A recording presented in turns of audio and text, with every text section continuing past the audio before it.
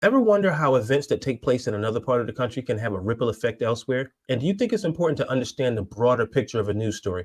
Take a look at this. A wave of migrant crime has washed over our city. They're essentially ghost criminals. No criminal history, no photos, no cell phone. Today is a hard-fought win.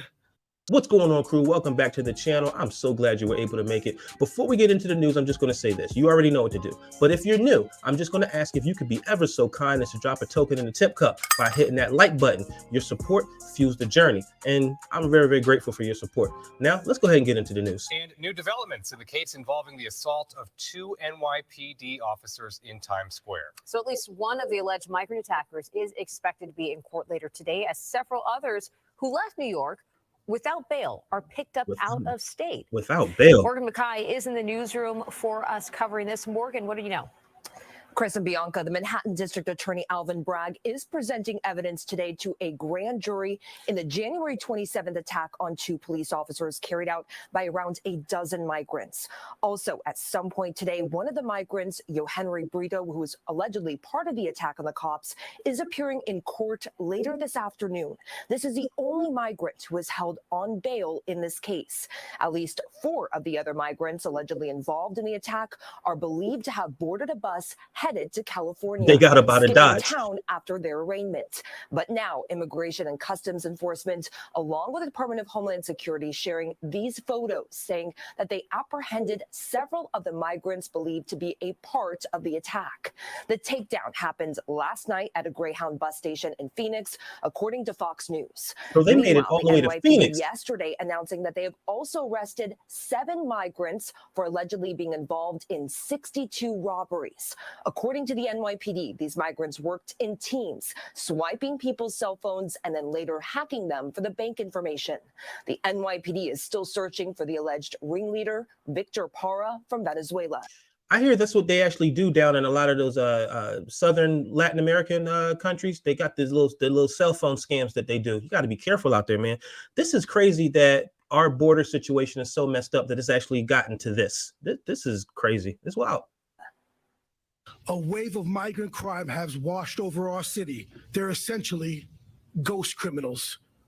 No criminal history, no photos, no cell phone. Today is a hard-fought win. Today, Mayor Eric Adams is up in Albany for what's called Tin Cup Day, where he brings up a list of requests to state lawmakers for the legislative session and faces tough questions about how he is managing the city. The focus today was, unsurprisingly, the migrant crisis.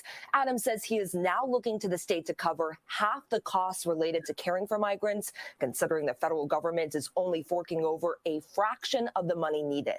He also said he would consider issuing an executive order to let the NYPD cooperate with ICE if a migrant commits a serious felony, but would only do so if his legal team says. Hold up. So now all of a sudden they want to communicate with ICE.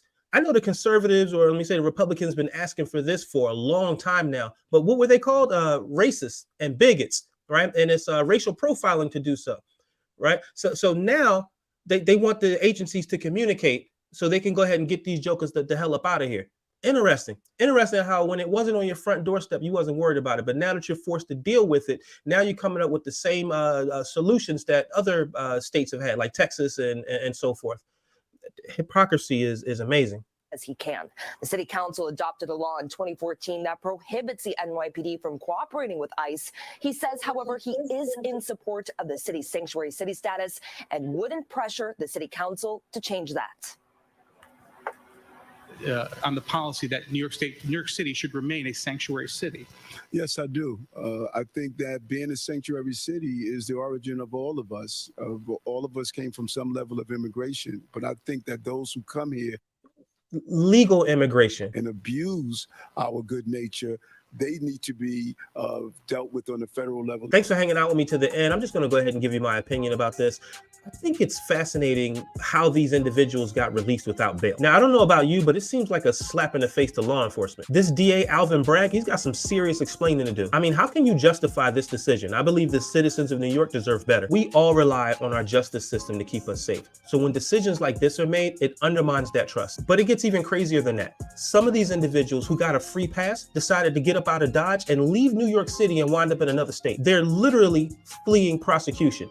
How do we get to a point where people can just break the law and then roam free and evade consequences? Now, I get it. The term sanctuary city may seem all warm and fuzzy, but when it comes to public safety, it's a completely different story. Maybe if New York didn't proudly label itself as a sanctuary city, they wouldn't be dealing with the fallout of its reckless decisions. Look, as I've shared with you in previous videos, I'm all about compassion and understanding, but we cannot turn a blind eye to criminal behavior. In my opinion, it's a disservice to all of the hardworking men and women who put their lives on the line to protect us every day. New York needs leaders who aren't afraid of accountability and who prioritize the safety of its citizens. So Alvin Bragg, it's time for you to face the music, brother. If I was a citizen of New York, I'd be demanding answers. Y'all cannot let your great city become a safe haven for people who want to break the law, and you cannot let your police officers become victims without consequences. In my opinion, it's time for you guys to have a serious conversation about the direction that you guys are headed in and what kind of city you ultimately want to wind up being. And that's just how I see it.